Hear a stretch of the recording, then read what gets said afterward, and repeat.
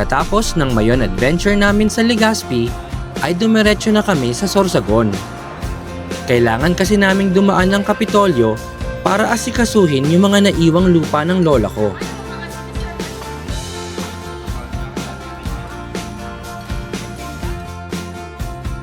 Ang lalawigan ng Sorsogon ay kilala sa bansag na Land of Kasanggayahan or A Life of Prosperity. Ang ganda ng Sorsogon Provincial Capital. Akala mo, nasa ibang bansa ka dahil sa neoclassical architecture nito na parang White House o Manila Post Office ang vibe. Itong all-white landmark na ito ay natapos noong 1916 at dinisenyo ng sikat na American architect na si William Parsons.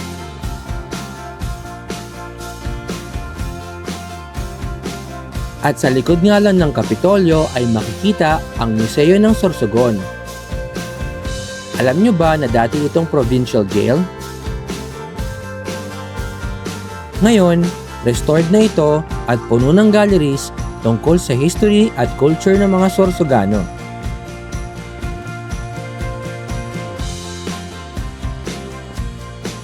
Shoutout din nga pala sa kanilang highways na sinasabing isa sa pinakamagandang kalsada sa buong Pilipinas.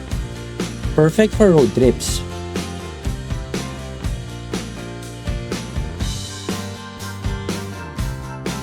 Kung akala nyo ay nasa Rome kayo, mali. Nandito lang tayo ngayon sa Sorsogon Sports Arena sa Barangay Balogo. Ito ang pinakabagong pride ng Bicol Region. Ang design nito ay inspired mismo sa iconic na Roman Colosseum. Sobrang Instagrammable ng facade nito, lalo na yung 4-story structure na may mga arches at columns. At kaya nitong mag-accommodate ng up to 20,000 people, 54,000 kung kasama yung grounds. 4 PM na nga nang makarating kami sa Matnog Ferry Terminal. 3,000 pesos ang renta ng bangka for 10 packs. Kung kaunti lang kayo, kailangan ninyong maghintay ng mga kasabay or bayaran ng buo yung 3,000 para makaalis na kayo agad. Meron din nga palang environmental fee na 150 pesos per head at 120 naman para sa mga senior citizen or PWD. 30 minutes lang naman yung biyahe sa bangka. Pero huwag kalimutang magsuot ng life vest para safe.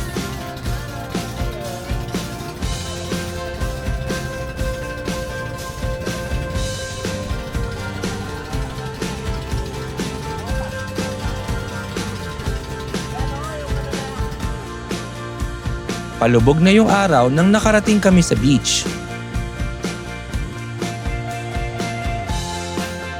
After makapag-settle sa transient house at makapagluto, ay kumain na kami agad para makatulog ng maaga. Kasi buong araw kaming nagbiyahe. Bukas na tayo mag-swimming at maggala sa beach.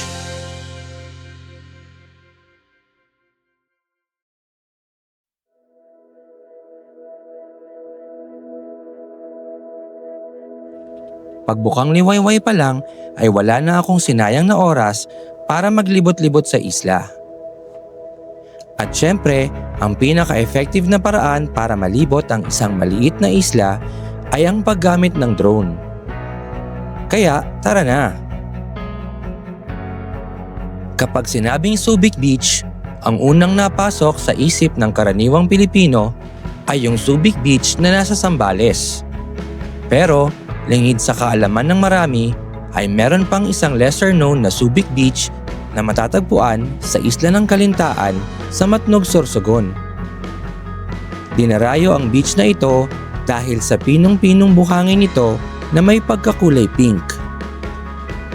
May mga maliliit kasing particles ng durog na red pipe corals na nakahalo sa white sand kaya nagkukulay pink ito lalo na pagbasa.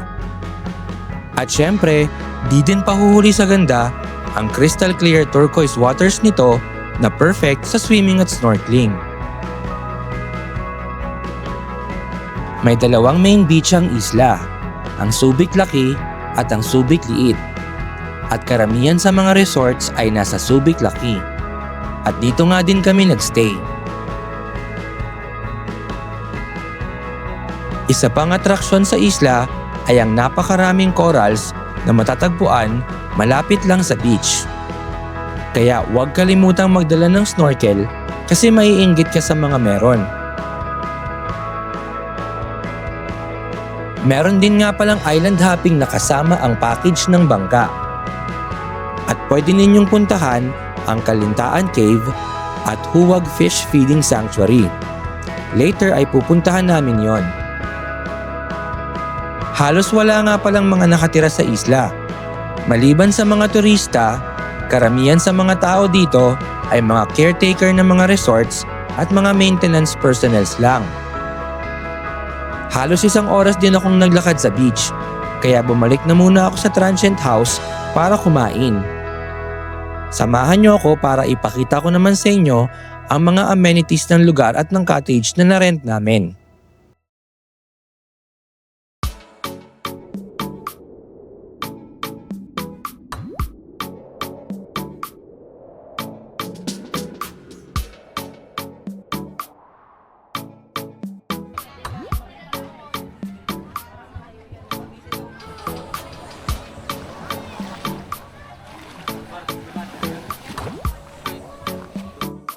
Dito nga pala kami sa Kuya Boy Beach Resort nagstay. I'll leave a link in the description para sa page nila. Isa sa mga na-rent namin ay yung cottage na ito sa tabi ng beach para may makainan kami ng sama-sama. 1,000 pesos lang ito. At ito naman yung 2 transient house na tinulugan namin. Yung cabin B1 at B2 ay 2 rooms na magkasama sa isang bahay. Good for 4 packs each yung rooms at may lamang queen-size bunker bed at aircon sa bawat room. Pwede nyo silang i-book ng magkasama para masolo nyo yung buong bahay for 8 packs for only 7,000 pesos. May kasama nga rin palang private na CR, lavatory, at shower yung cabin D1 at 2 sa loob ng bahay. So hindi nyo na kailangan lumabas kung gagamit kayo. Yung cabin B3 naman ay isang studio type na bahay na good for 10 packs for only 8,000 pesos. At meron din siyang private na lavatory, CR at shower sa loob.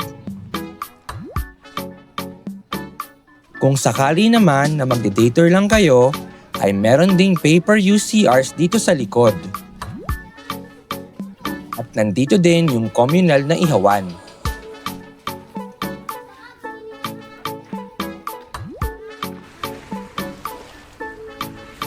Talagang legit na pinkish nga yung beach.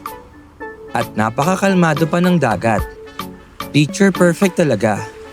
Buti na lang at masipag maglinis yung mga maintenance ng isla. Good job talaga sa kanila.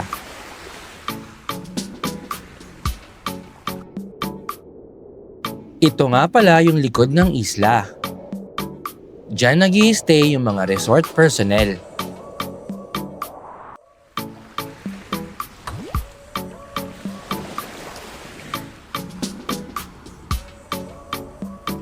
Nga pala, walang lifeguard sa beach. Kaya make sure na huwag hayaang mag-swimming mag-isa yung mga bata at laging samahan.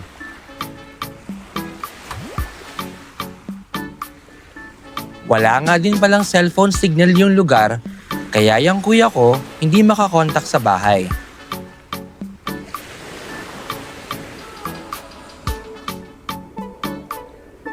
Isa itong Subic Beach sa mga pinakamagandang beaches na napuntahan ko.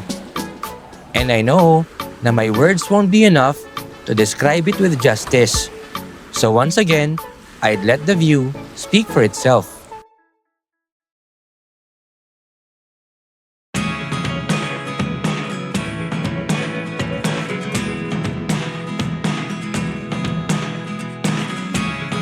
Never really know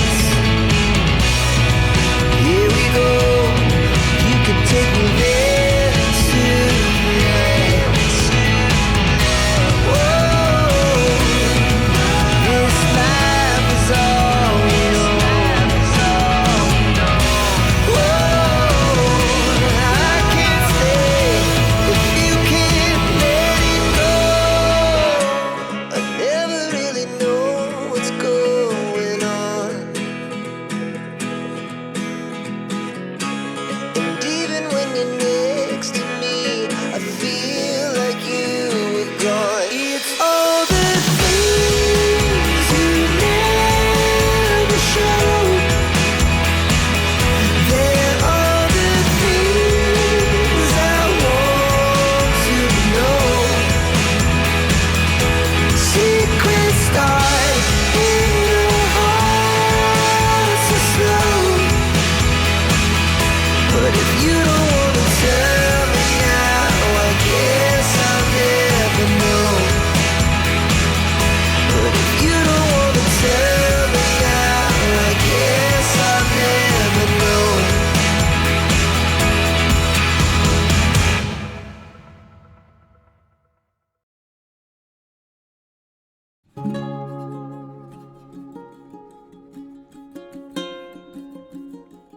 Nung huling araw namin sa isla, ay nag-island hopping muna kami bago kami bumalik sa mainland.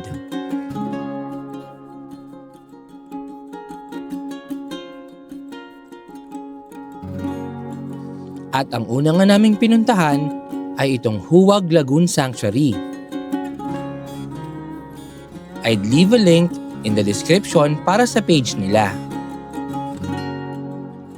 Nga pala, yung mga parang murky brown na nakikita ninyo sa dagat ay mga seaweeds. Hindi yan putik.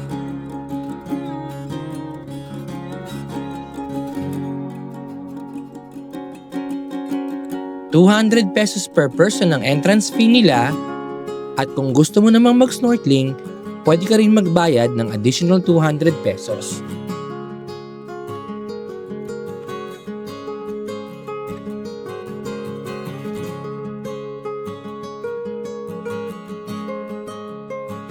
At dahil nga protected ang lagoon, napakaraming species ng isda ang makikita dito. At bonus pa na hindi sila mailap sa tao. Siguro'y nasanay na sila sa dami ng mga turistang nadalaw sa kanila. At di nga rin pala pahuhuli yung mga giant clams. Kaso, di ko sila makita maigi kasi ang lalalim nila.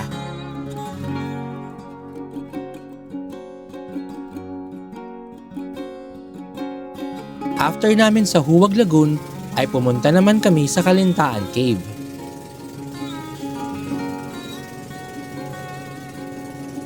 Napakaraming cave formations along the way.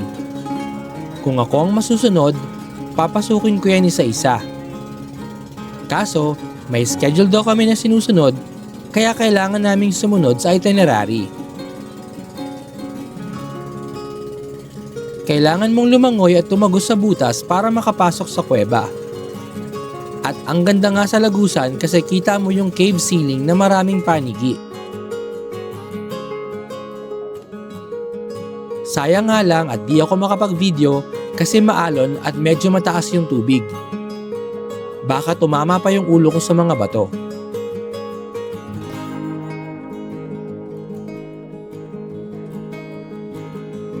Talagang napakaganda nga ng Kalintaan Cave. Meron siyang concealed beach sa loob na para bang ang sarap gumawa ng kubo doon.